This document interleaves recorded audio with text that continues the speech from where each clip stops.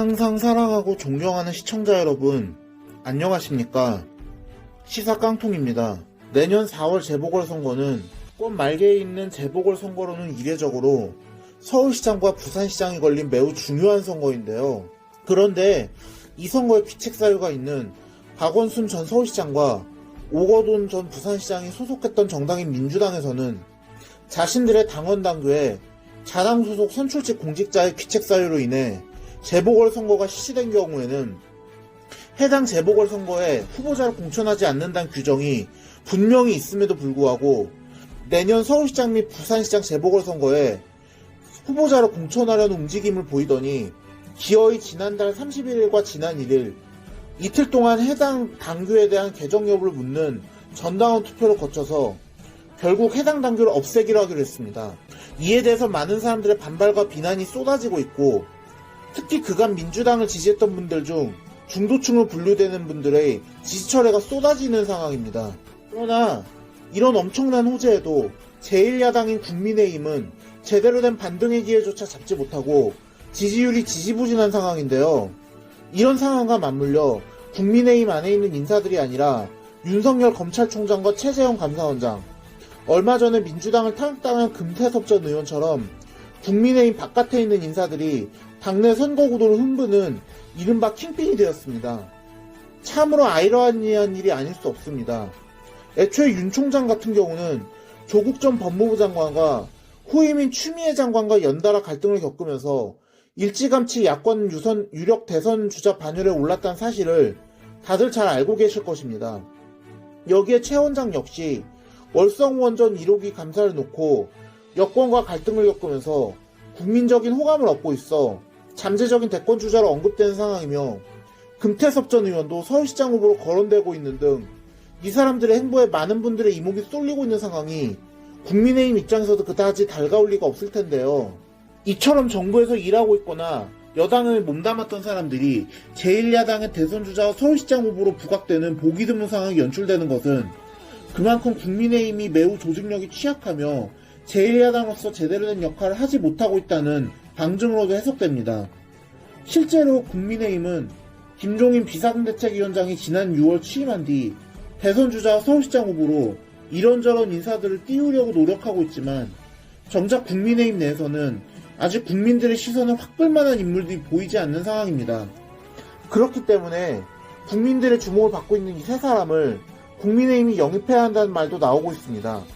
물론 이 세 사람이 정치적인 검증을 거치지 않은 터여서 아직은 섣부른 기대감이라고 볼 수 있겠지만 분명한 것은 이분들이 그만큼 여당의 계속되는 폭정과 독주에 지쳐 정권 교체와 국정 운영의 정상화를 바라는 사람들의 기대를 받고 있다는 것입니다. 무엇보다도 윤 총장과 최 원장은 모두 문재인 정부에서 임명될 당시 각각 검찰과 감사원의 정치적 중립성과 독립성을 지키고 개혁을 추진할 적임자라고 발탁됐다가 자신의 소신대로 일을 했다는 것 때문에 정권 내에서는 배신자 취급을 받고 있지만 대신 국민적인 지지를 받고 있다는 공통점이 있고 금점은 의원도 자신의 소신을 지켰다가 배척당했다는 점에서 앞선 두 분과 큰 결을 같이 하고 있습니다. 그래서 이 세 사람을 영입하거나 최소한 야권 선거판에 끌어들이는 것은 중도로의 외연 확장을 꾀하는 김종인 위원장의 큰 그림과도 맞아떨어집니다. 그 때문에 만일 이 시나리오가 성공하기만 한다면 반문연대 폭도 넓히며 권의 선거 흥행에 큰 도움이 될 것이라고 많은 사람들이 기대하고 있습니다. 다만 앞선 세 분 가운데 최재형 감사원장은 현재로서는 대권 주자로 나설 가능성이 가장 낮은 것으로 보입니다. 최 원장은 경기 좋고 재학 시절 소아마비를 앓는 친구를 2년간 업고 다녔고 사법고시도 함께 합격하니라 아마존 오지를 찾아 의료품을 나눠주는 선교활동을 한 사실 등으로 국민들의 호감을 사고 있고 월성 원자력발전소 1호기 조기 폐쇄 타당성 점검 감사 과정에서 보여준 뚝심과 소신으로 많은 분들이 주목하고 있지만 감사 결과가 국민의힘으로서는 흔쾌히 받아들이기엔 미흡한 수준이기 때문이란 점에서 국민의힘 내에서는 윤 총장만큼의 지지는 받지 못하고 있으며 무엇보다 정치적인 세력이 전혀 없는 데다 본인이 지인에게 난 정치에 관심이 없다고 했을 만큼 본인의 의지가 약한 것도 걸림돌로 작용합니다. 물론 앞날은 아무도 모르는 것이긴 하지만 최 원장은 윤 총장이나 금 전 의원에 비해서 정치석이 매우 엷은 분이란 점에서 현재로선 가능성을 가장 낮게 점치는 것이 일반적입니다. 이에 못지않게 많은 분들의 이목을 끌고 있는 금태섭 전 의원의 행보도 여러모로 변수가 많은데요. 일단 국민의힘 측에서는 김종인 위원장이 탈당과 관계없이 이전부터 만나기도 했던 사람이라 한번 만나볼 수는 있다고 관심을 나타낼 만큼 금 전 의원의 탈당을 환영하는 분위기지만, 그러나 금 전 의원이 탈당하면서 가진 인터뷰에서 국민의힘은 민주당보다 더 많이 반성해야 할 당이라고 했던 점 등을 고려하면 당장 국민의힘으로 올 가능성은 낮게 점쳐집니다. 이 때문에 한때 정치적 동지였던 안철수 국민의당 대표와 다시 손잡는 것이 아니라는 견해도 있는데요. 하지만 이 역시 국민의당이 의원 3명의 군소정당에 불과해 운신의 폭을 넓히기에 한계가 뚜렷하다는 치명적인 단점이 존재합니다. 이 때문에 현재로서는 안 대표와 진중권 전 동양대 교수를 비롯한 정치권 외곽 세력 등과 힘을 합해 제3지대에서 힘을 키운 시나리오가 가장 유력하게 제기되고 있습니다. 실제로 금 전 의원은 민주당 탈당 이후 첫 공식 행보로 민생당 소속인 최이배 전 의원의 주선으로 법여권 군소정당인 시대전환을 찾아 이 당의 유일한 현역 의원인 조정훈 대표를 만난 뒤 오는 식사에 시대전환이 주관하는 정치아카데미에서 강연을 하기로 했습니다.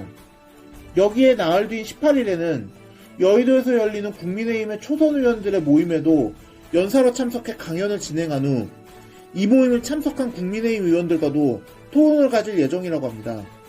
특히 금 전 의원의 강연은 앞선 12일 조국 흑서의 저자이자 기생충학자로 유명한 서민 단국대 교수의 뒤를 이은 것이라 금 전 의원의 이러한 행보가 내년 4월 서울시장 보궐선거로 출마를 염두에 둔 행보인지에 대해서 많은 사람들의 이목이 쏠리고 있습니다.